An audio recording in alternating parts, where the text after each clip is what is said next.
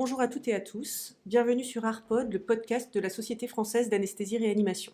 Nous sommes ravis de vous accueillir aujourd'hui pour cet épisode de la série thématique, une série à la rencontre des experts de la Société française d'anesthésie-réanimation pour aborder des thématiques d'actualité en réanimation. Nous avons l'honneur aujourd'hui d'accueillir le professeur Lazoki, expert du PBM, Patient Blood Management, qui va nous parler du PBM en réanimation. Que faire ?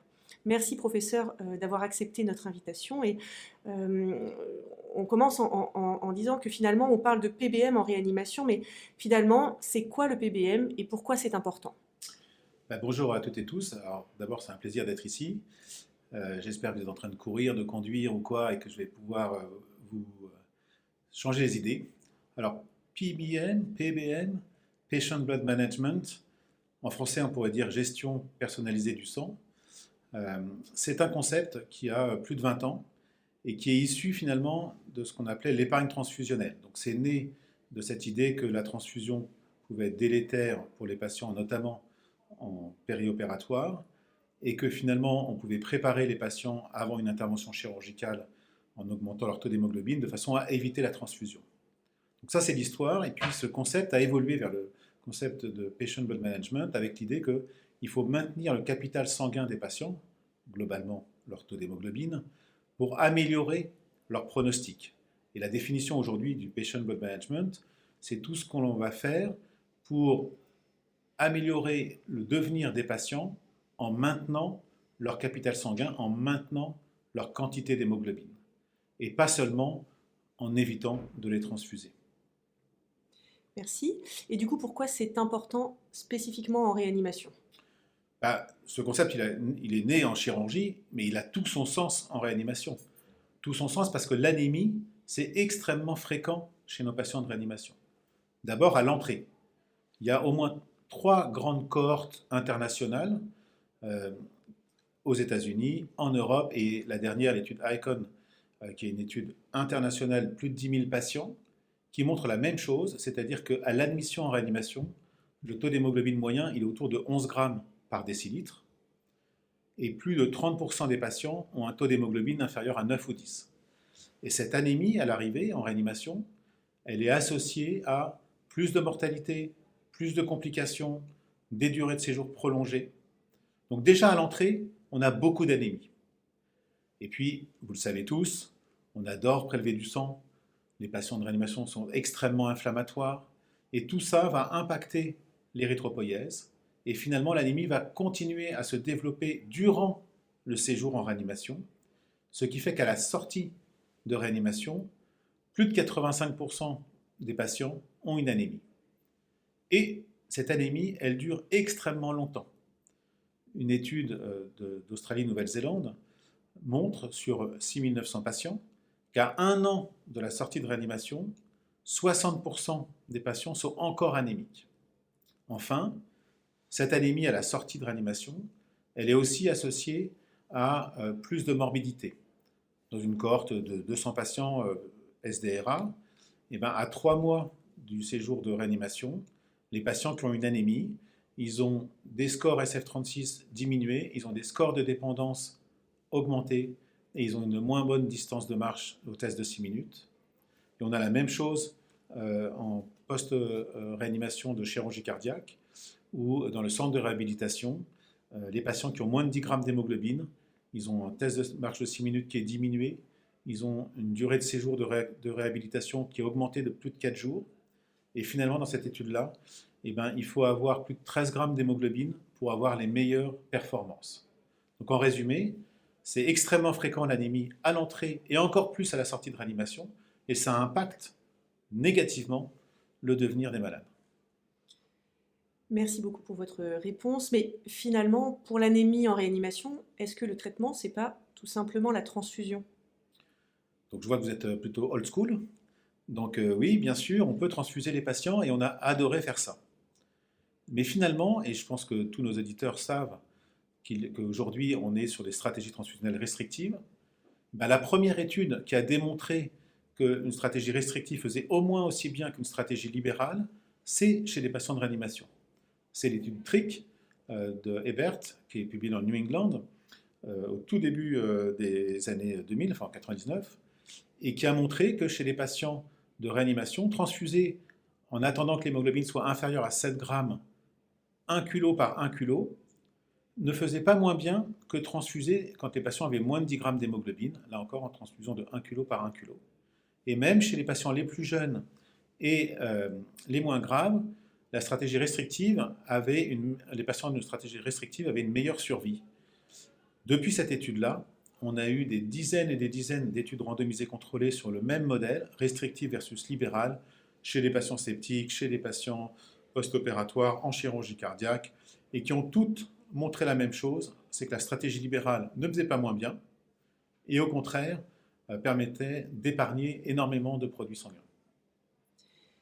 Donc si je comprends bien, comme je suis un peu old school, il faut limiter la transfusion, même chez les patients cardiopathes ou cérébrolésés? Alors je vois que vous êtes old school, mais que vous lisez la littérature récente, parce qu'effectivement, on a, sur les 2 dernières années, plusieurs études randomisées contrôlées chez les patients avec infarctus du myocarde, d'une part, et chez les patients cérébrolésés. Donc pour les patients avec infarctus du myocarde, il y a l'étude MINT dans le New England, qui a randomisé plus de 3000 malades, et qui en fait est une étude négative, qui n'a pas montré de différence de mortalité, un critère composite de mortalité et récidive d'infarctus chez les patients transfusés avec un seuil à moins de 8 grammes versus 10 grammes. Et puis on avait l'étude Liberty, qui était une étude franco-espagnole, publiée dans le JAMA, qui, elle, avait montré que la stratégie restrictive était non inférieure à une stratégie libérale, c'est-à-dire qu'on démontrait que ça n'était pas moins bien de transfuser à moins de 8 grammes versus 10 grammes chez les patients avec infarctus du myocarde. Et cette fois-ci, le critère de jugement, c'était un critère composite, la MACE, c'est-à-dire mortalité, infarctus, AVC, à un mois de l'infarctus. Dans l'étude MINT, c'est tout juste non significatif, mais on peut dire que dans cette étude-là, 30% des patients étaient transfusés avant la randomisation, ce qui fait que c'est difficile à interpréter. Donc globalement, dans l'infarctus du myocarde, et les méta-analyses le montrent, pas de bénéfice à une stratégie libérale.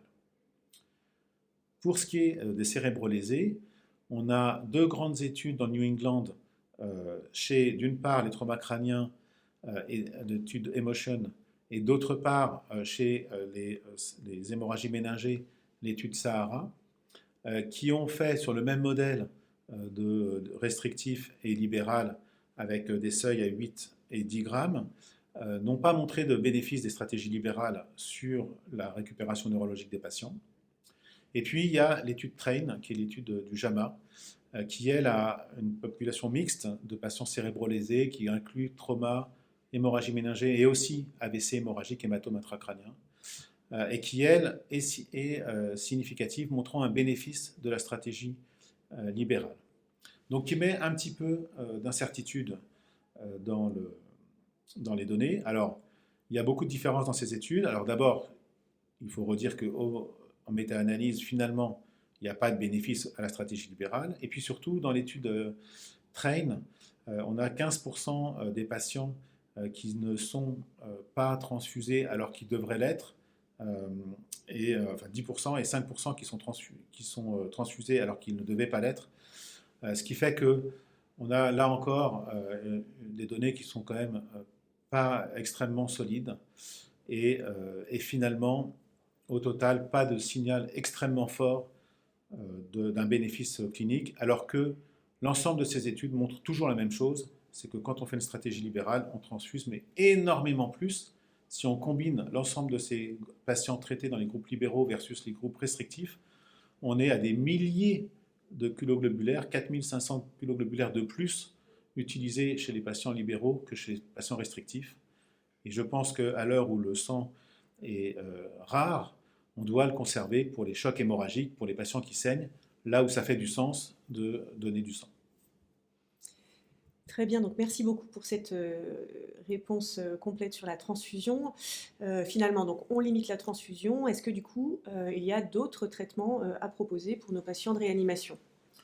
Oui, et finalement, c'est ce qu'on avait fait dans les RFE de la SPHAR sur l'anémie en réanimation. C'est-à-dire que, à l'opposé de ce qui a été fait par l'ensemble des sociétés savantes qui ont fait des recommandations sur la transfusion chez les patients en réanimation, La SPHAR a décidé de faire des recommandations sur la gestion de l'anémie chez les patients de réanimation.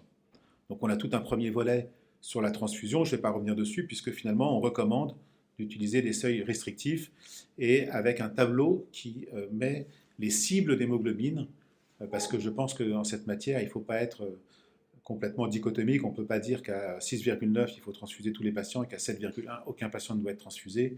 Il faut évidemment un peu plus de souplesse. Alors, ce qui est intéressant, c'est que dans cette RFE, on a ciblé des traitements et donc on a recommandé de donner de l'EPO aux patients de réanimation. Alors, ça fait du sens parce que dans la physiopathologie de l'anémie de réanimation, il y a une grande part de l'inflammation qui va d'une part limiter la synthèse d'érythropoïétine au niveau rénal et d'autre part limiter la réponse à l'érythropoïétine au niveau médulaire. Et donc, il y a chez les patients de réanimation un déficit d'érythropoïétine. D'ailleurs, ce déficit, il persiste extrêmement longtemps parce qu'à 6 mois de la sortie de réa, on a encore des taux d'EPO relativement bas par rapport au taux d'hémoglobine, et ça explique en partie pourquoi l'anémie persiste après la sortie de la réanimation. Et donc, ça fait du sens de traiter ces patients. Et finalement, ce sont des méta-analyses qui nous ont conduits à recommander l'EPO, des méta-analyses qui montrent que, d'une part, l'EPO est safe, on n'a pas d'augmentation du risque thromboembolique ou d'autres complications, et d'autre part, on a une baisse de la mortalité d'environ 20% chez les patients qui ont reçu de l'EPO en réanimation. Et ça, c'est vrai dans des études qui ont utilisé l'EPO pour réduire la transfusion sanguine, mais aussi dans les études qui ont fait de l'EPO pour ses effets anti-apoptotiques ou anti-inflammatoires, en ciblant les patients après arrêt cardiaque, les patients avec traumatisme crânien, ou pour limiter par exemple l'insuffisance rénale après chirurgie cardiaque, où on utilise des effets pléiotropes de l'EPO. Et donc cette baisse de mortalité, elle n'est pas uniquement probablement expliquée par la baisse de transfusion ou l'augmentation d'hémoglobine, elle est potentiellement expliquée aussi par les effets anti-inflammatoires de l'EPO. Et donc là, la recommandation, c'est quand j'ai moins de 12 grammes d'hémoglobine, je fais de l'EPO, 40 000 unités par semaine, chez les patients de réanimation. Et chez nous, on l'associe toujours avec du fer quand il y a une carence martiale. Et pour la diagnostiquer, on fait un dosage de contenu réticulocitaire en hémoglobine. Quand il est inférieur à 29 picogrammes, on donne 1 gramme de fer avec l'injection d'EPO. Dans ces recommandations, on a aussi étudié l'intérêt du fer. Alors, il n'est pas recommandé de faire du fer systématiquement aux patients de réanimation pour réduire la transfusion. En revanche, il y a des données dans la littérature qui montrent que soit quand je donne du fer, quand le patient a moins de 10 grammes d'hémoglobine et qu'il va sortir de réanimation, soit quand je donne du fer parce que le patient a une carence martiale diagnostiquée par une baisse de l'hepsidine, eh ben, j'améliore le devenir des malades à distance. Dans le premier cas, c'est un papier du BJA, chat en première hauteur, qui montre moins de réadmission à J90 chez les patients qui ont reçu du fer, avec d'ailleurs une augmentation du taux d'hémoglobine à 1 mois et à 3 mois de la sortie de la réanimation. Et dans le deuxième cas, c'est un papier qu'on a publié et qui montre dans une étude randomisée contrôlée qu'on a une baisse de la mortalité à 1 an chez les patients dont on a traité la carence martiale à la sortie de réanimation. Donc ces données-là n'étaient pas prises en compte dans la RFE qui date de 2019. Ça nécessite d'être réévalué. Et pour le moment, ce qu'on peut dire, c'est que le fer en réanimation, ça ne permet pas de réduire la transfusion, mais ça permet d'augmenter le taux d'hémoglobine à distance, c'est-à-dire entre 10 et 30 jours après l'admission de réanimation, et potentiellement à améliorer les outcomes au plus loin.